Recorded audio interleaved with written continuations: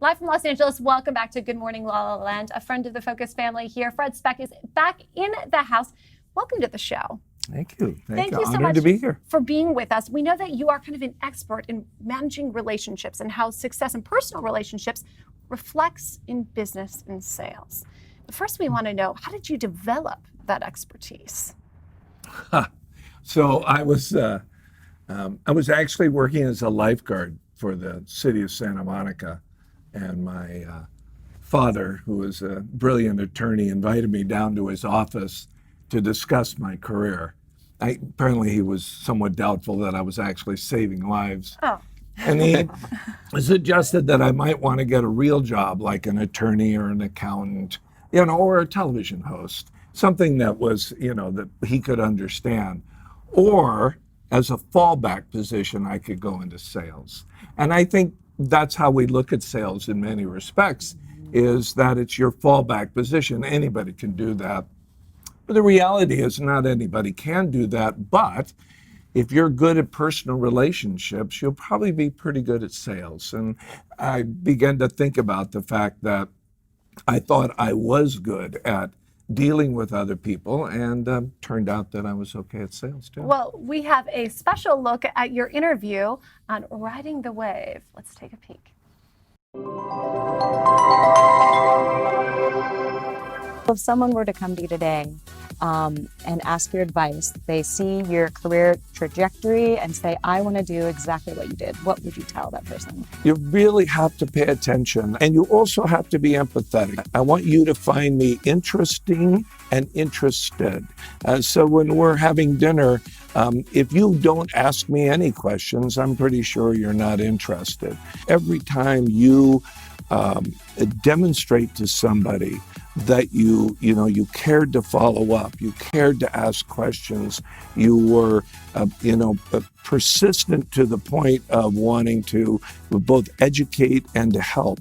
I think that comes back in a big way, and it won't all be smooth. Love that point. Well, being interesting and being interested. Great 101 of communication. Took you all the way to the top. So what's it been like being at the top? You're working with some of the big hitters in the world. Goldman Sachs, what was that like? That was pretty fun. What I like most about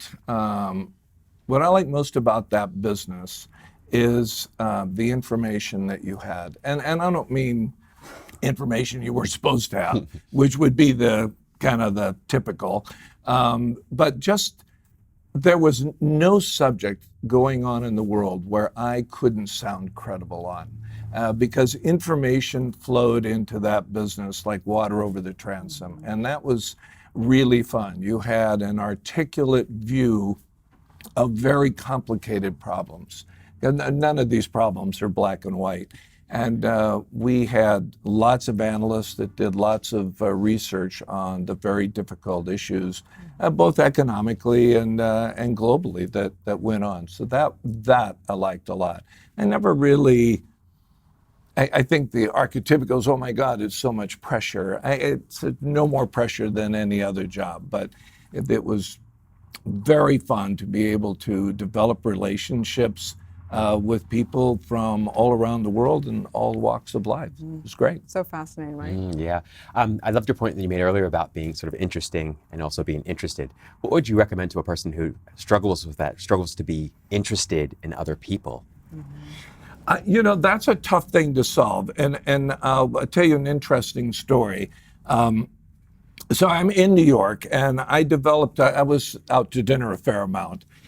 So a lot of people look at pretty good dinners, I'd imagine. Yeah, exactly. And seafood towers, champagne. 100%. So a lot of people look at restaurants as an exchange of goods, of services, money for service.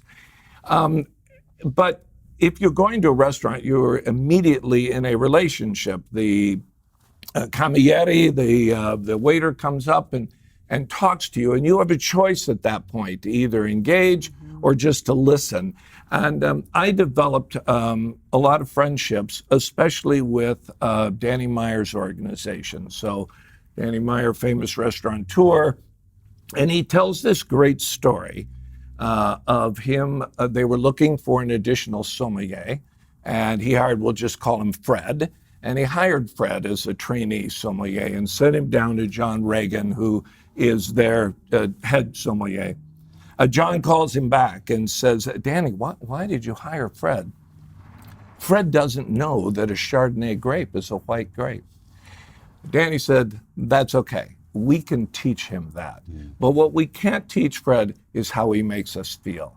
And so that's a very, very hard thing to teach. But if you can start and say, look, if you come to me, don't forget to ask a question. I'd rather find out something about you, and that might lead to something else. And they found that. They found that in hiring, that people want to work with people that they like. It's the most important, more than what are your credentials, anything. Like people, if they like you, they will find a way to work with you. So important. Yeah, And I were you agree. just born that way, or was it something to work Just on? born there. Flexible, what can I say? I was the middle child. I had to find That a way explains to- all of it. Yeah, exactly. You know, I had two sisters. They beat on me. What can I tell you? It's survival time.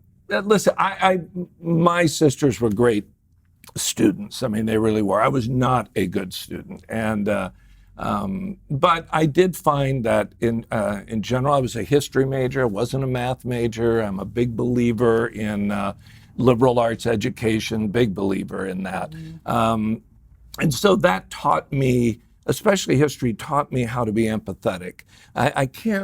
I can't really engage with you unless I know something about you. And if I know something about you, then we'll find a place to have a relationship. And that seemed to come easy for me. I agree. It's not something you can teach. It's very hard to teach. I try to give talks about relationship, and I see that connection of personal relationship with sales. And we want to divide those two as if they're separate. But, marketing is an analytical thing. It's not selling. It's and so selling is all about, building For relationships. sure, no question. Fred, about I've it. got to ask though, without the background, how did you end up a partner at Goldman Sachs? Oh my gosh. Question. Who knows? They just liked him. I happen to be the right guy. I happen to be in line.